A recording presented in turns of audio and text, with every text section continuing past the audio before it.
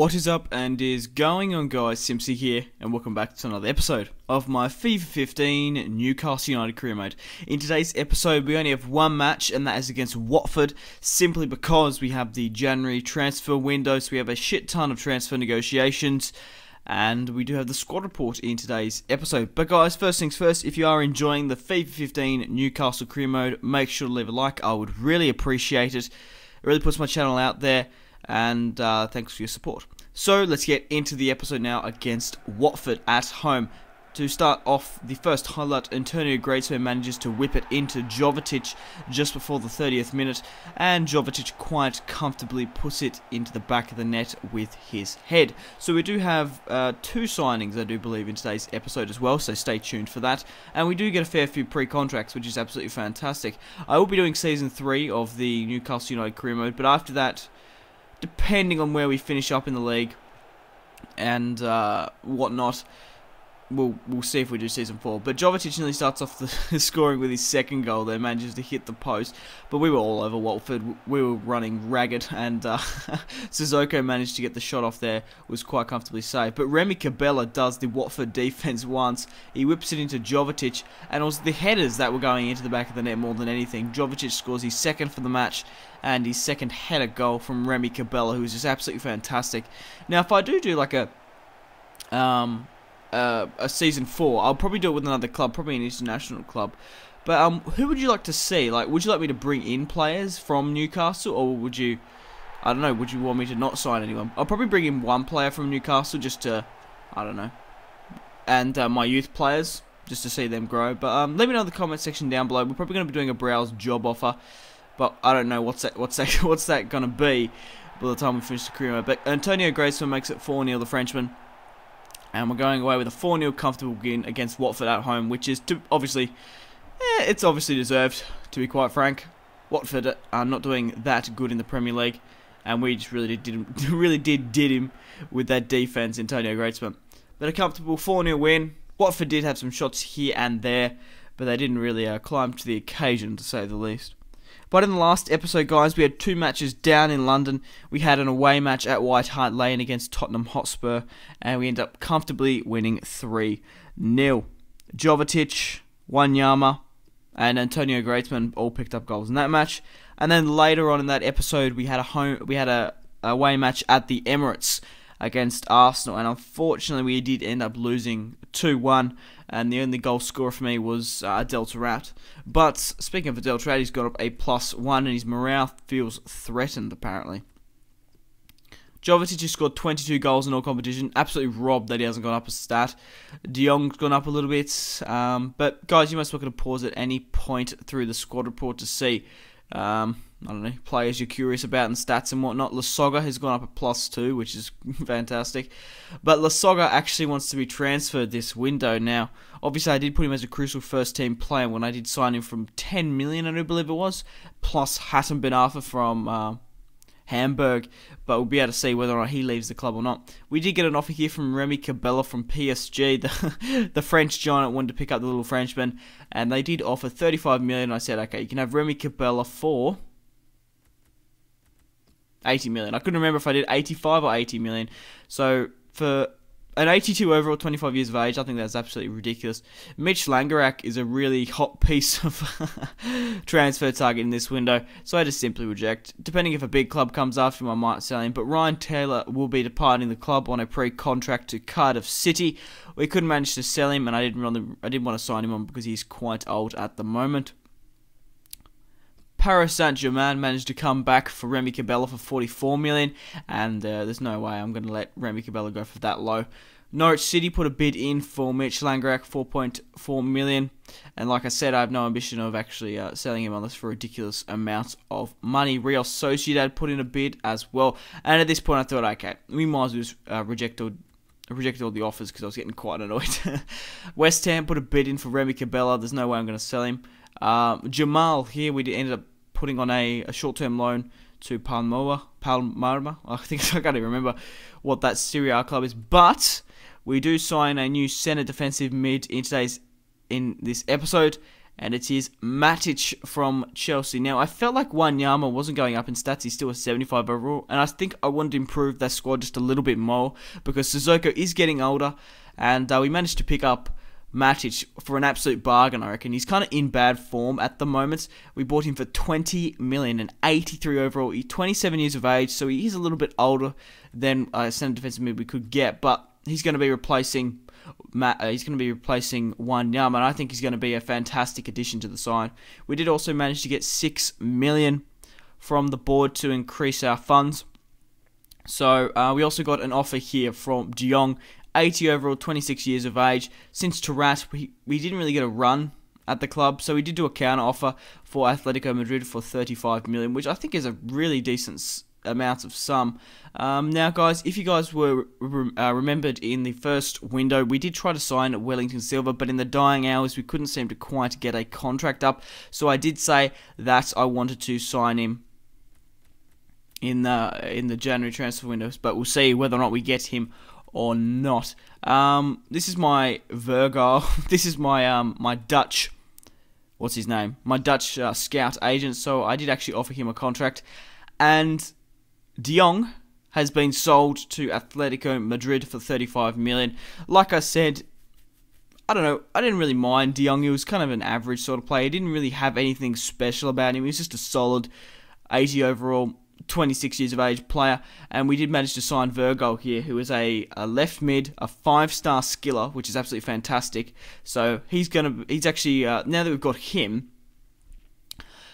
he's going to basically be that replacement for Hassan Ben Arfa. But we do manage to sign Wellington Silva for 4 million, and the 23-year-old, so he will be the rotational player fixing up De Jong's spot. So we did sign Matic and Wellington Silva, 75 overall, and we got 2 5-star skillers coming into the club, which is absolutely fantastic, which I really can't wait to test out and whatnot.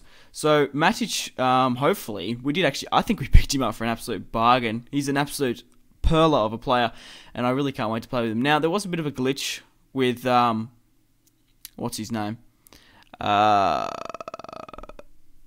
Silva, because he actually joined Inter Milan on a pre-contract, but we actually managed to have all the negotiations and the paperwork done before that. So I think that should clear up in the next season. But we did get a little bit of money, obviously, from the De Jong transfer.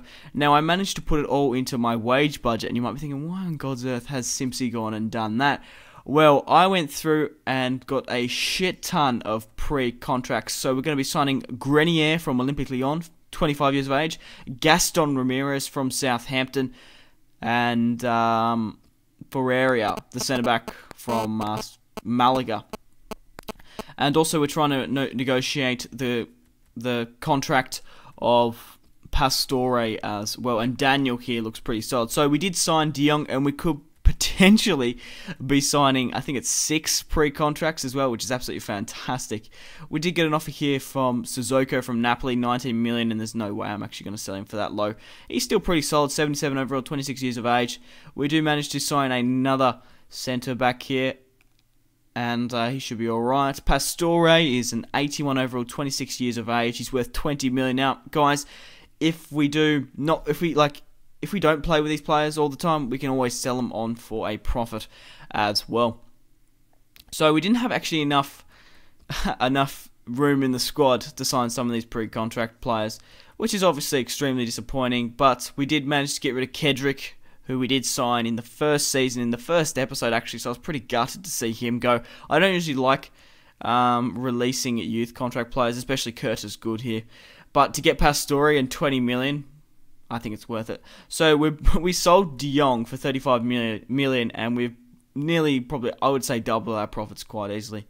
Adam Armstrong got an offer from Watford to go out on loan. Now, after the 4-0 victory over them, I don't know why you want to go to Watford when he didn't even play in the match. So we did get an offer here from Saint Etienne from Moussa Sissoko. We also have some international offers: Belgium, Wales, Chile, Turkey, the Netherlands. But to be quite frank, I really just want to focus on this career mode, and I don't particularly want to do an international side. We did get an offer here from Jovetic and another from Saint Etienne, trying to get Moussa Sissoko signing 29 million from Sunderland. There's no way I'm going to sell Jovetic for that low. So Yang and Biwa got an offer Actually, no, sorry. He made an offer to me about his wages, and he wanted to get a little bit more, which I don't usually like doing in January because usually I want to save that sort of money for buying pre-contracts and buying new players. But I'm sure we have a little bit of money left over, so we'll be trying to renegotiate a contract with him. But guys, we also have the transfer deadline day, or the January transfer deadline day in today's episode. Musa Sissoko was a really hot piece of work in this January transfer window, and AS Monaco were trying to get up the signing. But Atletico Madrid, if you look in the bottom right, we're really trying to build a strong side, buying Mata from Manchester United for 46 million, and obviously buying De Jong for 35 million. So guys, if you are enjoying this FIFA 15 Newcastle United Career Mode, this is Manchester United, please leave a like. I would really much appreciate it. Also, if you've ever liked a video, your favourite video, you've commented, or you subscribed because this series, how you going? I really do appreciate it, and I wouldn't be where I am as a YouTuber if I didn't get your support. And a like would really, really help me out, because it only takes about a second and it really puts my channel out there. Edison Cavani signs for Chelsea for 74 million, which is absolutely ridiculous. Sissoko's trying to, I don't know, West Ham are trying to get something out of him. But we do have a loan offer here from Reading. Left back, 23 years of age, 73 overall. And yeah, so we have had a rather successful January transfer window, I'd say so. We did manage to sign Matic to strengthen up the centre defensive mid. Obviously, in the last season, we've strengthened, obviously, Antonio Griezmann. We've bought Tarat, Remy Cabella, and Jovetic up front is just absolutely fantastic. Wanyama, he can be fresh off the bench now. And an 83 centre defensive mid. I'm sure Matic can grow up in stats as well. And he's a left footer, so that's always good, sitting on that left centre defensive mid sort of side. My defense is pretty white, alright, I think. Jan Mat and Santon is quite solid. But it was basically Musa Sissoko getting all the transfers. Espanyol were trying to go for him. Ajax were trying to go for him as well. So like I said, it was a hot piece of a transfer news. But to be quite honest, I wasn't really going to part with him unless for a ridiculous amount of money. Carl Darlow here, 68 overall, 25 years of age. He's probably not that high overall for his age. So we are going to loan him out. Whether or not we do play with him in the future, we'll see. But coming to the dying hours of the transfer window, I don't know why it says silver twice there. But Rossi actually signed for Arsenal, which I found was quite interesting. And Chelsea managed to make another big bid with the cash injection from the Matic sale. They managed to buy Socrates from Borussia Dortmund. So that's another centre-back they're going to be fielding, which is ridiculous. They just spent so much money in that window. Come on, Chelsea, give me a little bit. Rossi, like I said, did sign for Arsenal, so he'd be a pretty interesting target up front. The American-born Italian striker who used to play for Fiorentina. But that is going to end the window. Lasogga didn't go out on a transfer, and Yangam Biwa didn't want to sign the contract, so it's going to be interesting to see how his future goes at Newcastle United. We've got some interesting youth players coming through the ranks here.